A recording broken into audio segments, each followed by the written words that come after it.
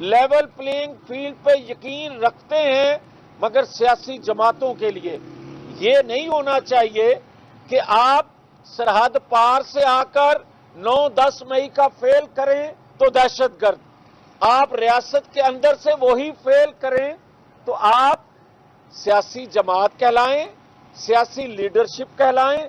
یہ نہیں ہو سکتا.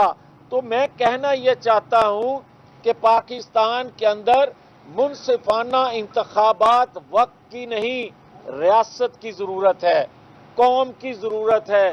منصفانہ انتخابات پاکستان کو بھی مستحکم کریں گے، پاکستان کی معیشت کو بھی مستحکم کریں گے، اور پاکستان کے اندر ہونے والی دہشت گردی جو سر اٹھا رہی ہے اس کا بھی سر نیچے کیا جا سکتا ہے، ختم کیا جا سکتا ہے. مگر منصفانہ انتخابات کے نتیجے میں اور اب بھی نواز شریف کے تجربے، نواز شریف کے ماضی سے سبق لیتے ہوئے یا پاکستان کے موجودہ حالات میں نواز شریف کی قیادت میں علاقائی جماعتیں کام کرنے کے لیے تیار ہیں.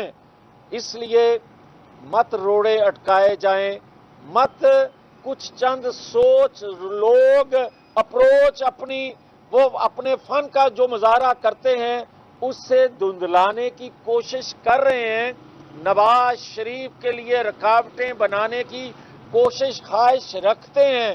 اور آج بھی جنرل فیض ہوں یا باقی لوگ ہوں وہ سمجھتے ہیں کہ فیض آباد دھرنا اگر دوبارہ سے سنا جا سکتا ہے تو کہیں ایسا نہ ہو کہ 2017 کا کچا چٹھا کھل جائے.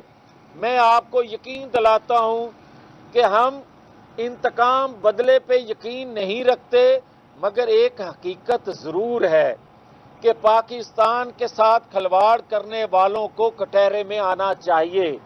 اسی سے پاکستان ترقی کر سکتا ہے. صاحب یہ بتائیے گا کہ دو سوال ہیں جی چھوٹے چھوٹے سے، کہ ایک تو گزشتہ روز ایک پارٹی کا ورچوئل اجلاس ہوا پاکستان کی تاریخ میں پہلی مرتبہ، کسی نے روکنے کی کوشش نہیں کی کیونکہ ان میں سے زیادہ تر وہ لوگ تھے جو اشتہاری ہیں یا وہ اس سانے میں ملوث ہیں جس پہ ہماری تنصیبات پر حملہ کیا گیا. اور دوسرا سوال یہ ہے آج سندھ کے حوالے سے جی ڈی اے کے ساتھ الائنس اور ایم کیو ایم کے ساتھ سیٹ ایڈجسٹمنٹ ہو جائے گی؟ دیکھیں جو آپ کے سوال کا پہلا حصہ ہے یہی تو میں کہہ چکا ہوں کہ بدقسمتی ہے کہ اگر 9-10 مئی کو منصوبہ بندی جو کی گئی تھی، بغاوت جو کی گئی تھی، اگر وہ کامیاب ہو جاتی تو پھر ریاست کے ساتھ منسلک اداروں میں بیٹھے لوگوں کا کیا اثر ہوتا. اور آج وہ بغاوت کرنے والے آزادی سے کیوں گھوم رہے ہیں؟ اور اسی کی وجہ ہے جو آپ ایک جماعت کے اجلاس کا حوالہ دے رہے ہیں. جہاں تک تعلق ہے جی ڈی اے کا، ایم کیو ایم کا، تو دیکھیں اس کے لیے کمیٹیاں جماعت کے اندر موجود ہیں، اس سائٹ پہ بھی اس سائٹ پہ بھی. تو جب وہ حتمی کسی نتیجے پہ پہنچتی ہیں تو یقیناً لیڈرشپ کو بتائیں گی اور پھر فیصلے ہوں گے. صاحب یہ بتائیے گا کہ آپ نے دو باتیں کی ہیں اس پریس کانفرنس میں کہ شہباز حکومت جو 16 ماہ کی تھی آپ کے مطابق وہ لگتا ہے وہ فیلئر تھی، نواز شریف نہیں تھے، مائنس نواز شریف. اب بھی آپ نے کہا کہ نواز شریف بھی وزیر اعظم ہوں گے اور صرف واحد کوئی ہوں گے، شہباز شریف مائنس ہوں گے. اور ساتھ یہ بتائیے کہ دوسرا آپ نے دو کینڈیڈیٹ بتائے اپنی گورنمنٹ کے، ایک تو ڈیفالٹ ہونے سے اور دوسرا جنرل فیض اور جنرل باجوہ کے حوالے سے وہ بغاوت کرنے جا رہے تھے. تو کیا نواز شریف آپ کی پارٹی ارادہ رکھتی ہے کہ اس بغاوت کا مقدمہ آرٹیکل 6 جو ہے آپ کے اقتدار میں آئیں گے تو چلائیں گے؟ دیکھیں جب یہ بغاوت کی گئی تو ایک ادارے نے خود احتسابی اپنے اندر کی اور لوگوں کو سزا دی. دوسرا ادارہ جو ہے اس کا چیف بھی اپنے اندر خود احتسابی کا نہ صرف ارادہ رکھتے ہیں بلکہ وہ بھی ایکشن لے چکے ہیں. مگر بات یہ ہے کہ جو ریٹائر ہونے والے لوگ ہیں ان اداروں کے جو اس بغاوت میں اس منصوبہ بندی میں شامل تھے ان کو بھی نوٹس کیا جانا چاہیے.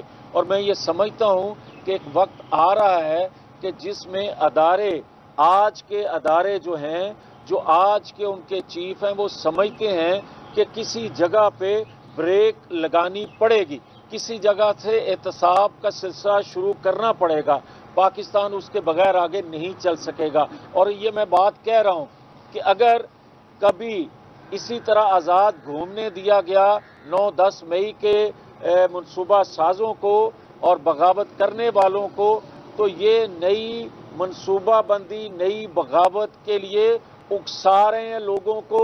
नया इस तरह का फेल करने के लिए, इस तरह सानिया न बड़ा स्याह दिन लाने के लिए पाकिस्तान के अंदर वो अपना काम कर रहे हैं। उस पर नोटिस अदारों को किया जाना चाहिए। जहां तक नवाज शरीफ का तल्लक है, ये मैं नहीं कह रहा, नवाज शरीफ के नाम पे ही मुस्लिम लीग है और नवाज शरीफ के नाम पे ही मुस्लिम लीग को वोट मिलता है। पाकिस्तान इन हालात में, जिन हालात में गर्दाब में पाकिस्तान फंस चुका है, इससे निकालने का लोगों को यकीन ही नवाज शरीफ के हवाले से है। मैं कौन होता हूं कि मैं ये कहूं कि कोई और नाम, पार्टी, अवाम, पाकिस्तानी कौम जो हमें वोट पोल करेगी वो तो नवाज शरीफ का है। तो ये कैसे मुमकिन है कि नवाज शरीफ के अलावा भी कुछ सोचा जा सके? ये सब ये बताएं कि 9 मई के सबसे बड़े सियासी बेनिफिशरी इस वक्त आप हैं, सियासी बेनिफिशरी। आप सारा वजन जो है वो डाल रहे हैं इदारों के पार्ट पे कि इदारे जो हैं वो 9 मई के उन लोगों का एहतसाब करें। आप जो सियासी जमात है, अगर आप इलेक्शन जीतते हैं देखिए, तो जिसको आप बगावत कह रहे हैं, इस वक्त, और इदारे भी इस पे उन पेज है कि शायद ये बगावत ही है, आप इनके खिलाफ बाकायदा तौर पे कोई कार्रवाई आपकी जमात करेगी कि इदारों में रखेंगे? मेरी गुजारिश सुन लें, जो आपके सवाल का आखिरी हिस्सा है, मुझे ये आप बता दें कि क्या मैंने ये बात पहले कह दी है कि सरहद पार से कोई आकर 9-10 मई का फेल करे तो आप उसको क्या कहेंगे जब आप पाकिस्तानी तनसीबात पर वो हमला करता है? क्या आप ये नहीं कहते कि ये दहशत गर्दी है? क्या आप ये नहीं कहते कि ये बगावत है? क्या ये आप नहीं कहते कि हमारे अंदरूनी मामलात या हमसाया ममालिक में से सहूलतकारी दी गई पाकिस्तान की तनसीबात पर हमला करने के लिए? तो जब सरहद के अंदर से वही फेल कोई और करता है तो उसको आप कोई और नाम कैसे दे सकते हैं, जबकि आपका कानून है, आपका आइन है? क्या आपका आइन कानून इस बात की इजाज़त आपको देता है कि वही आप आइन कानून तोड़ने का सबब अगर रियासत के अंदर से कोई करेगा तो उसको मुजरम नहीं कहा जाएगा और बाहर से आकर वो कोई फेल करेगा तो उसको मुजरम कहा जाएगा? ये नहीं होता। पाकिस्तान का आइन कानून है, उसके मुताबिक चलना पड़ेगा। आपने ये कहा है कि 2 बड़े काम 16 माह में मुस्लिम लीग नून की और ये कौमी हुकूमत जो थी उसने किए हैं। एक तो डिफॉल्ट से बचाया है, यकीनन डिफॉल्ट से पाकिस्तान बचा है। दूसरा, जनरल फैज़ और जनरल बाजवा के जो पाकिस्तान पर मुस्तकिल काबिज रहने का जो प्लान था वो मनसूबा क्या था? क्योंकि पहले आपने कभी काबिज रहने की बात इस हवाले से नहीं की, रिटायर तो होना ही होता है ऑब्वियसली। वो क्या मनसूबा था वो बता दें। और दूसरा मेरा सवाल आपसे ये है कि पीटीआई के हवाले से ये कहा जाता है कि लेवल प्लेइंग फील्ड नहीं मिल रही, और क्या आपके नज़दीक पीटीआई सियासी जमात है ही नहीं? देखिए, 2 चीज़ें हैं। जो मैंने पहली बात की आपके सवाल के हवाले से, वो यकीनन मैंने इंफॉर्मेशन बेस बात की है।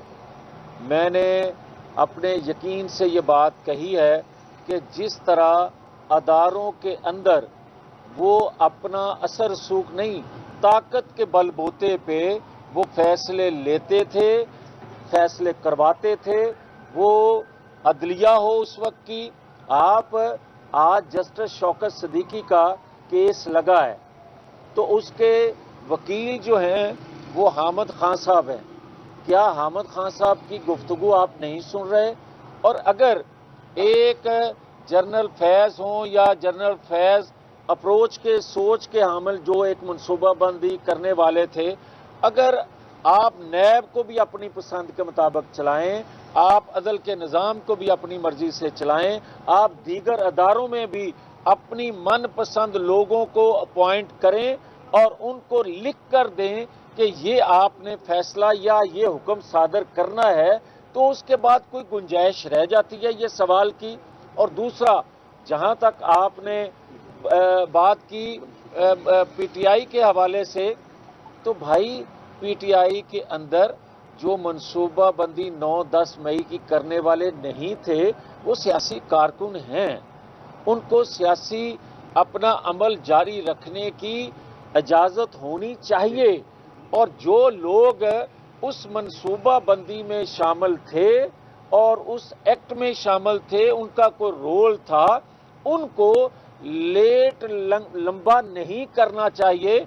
उनको फौरी तौर पे आइन कानून के मुताबिक फैसले दिए जाने चाहिए ताकि लोग एक आज़ाद सोच से, एक आज़ाद ख्याल से और हकीकत को जानते हुए अपना वोट कास्ट कर सकें। आपने कहा कि 16 माह की जो हुकूमत है वो नाकाम होगी, लेकिन मियां मोहम्मद नवाज शरीफ के साथ वज़ीर आज़म उस वक्त शहबाज शरीफ की पल पल की मुशावरत थी, तो इस मुशावरत के बावजूद वो नाकाम क्यों होगी? क्या कामयाबी के लिए मियां मोहम्मद नवाज शरीफ का ज़ाती तौर पर मौजूद होना वज़ीर आज़म के तौर पर ज़रूरी है? जो आप बात कह रहे हैं, ये बात हम बारहा कह चुके हैं कि जो 4 साल का बगाड़ था पड़ेगा, तो वो 16 माह की हुकूमत को भुगतना पड़ा। $1 अरब लेने के लिए कितनी कड़ी शराइत उन्होंने लगाई और 16 माह किस तरह आपने मिन्नतें की $1 अरब लेने के लिए। तो क्या 2017 में ये पोजीशन थी मालियाती इदारों के साथ आपकी? नहीं थी। तो एक मनसूबा बंदी से ये सारा कुछ किया जा रहा था। मैंने कहा है कि 16 माह की कौमी हुकूमत ने अगर 2 काम अच्छे किए हैं तो वो मैंने आपसे अर्ज किए हैं। आपने अपनी पिछली प्रेस कॉन्फ्रेंस में जिक्र किया था कि काफली के साथ मामला तय पा चुके हैं, जबकि काफली की तरफ से बयान आ गया कि हमारे नून लीग से कोई मामला तय नहीं पाए और नवाज शरीफ सिर्फ खैरियत मालूम करने आए थे। मैंने उस वक्त भी कहा था, आज भी कह रहा हूं, मैंने कहा था कि सिर्फ काफ लीग से सीट एडजस्टमेंट या इत्तेहाद की बात चल रही है, किसी और जमात से ना सीट एडजस्टमेंट करेंगे ना कोई इत्तेहाद करेंगे। वो मैंने कहा था, आज भी वही बात कर रहा हूं।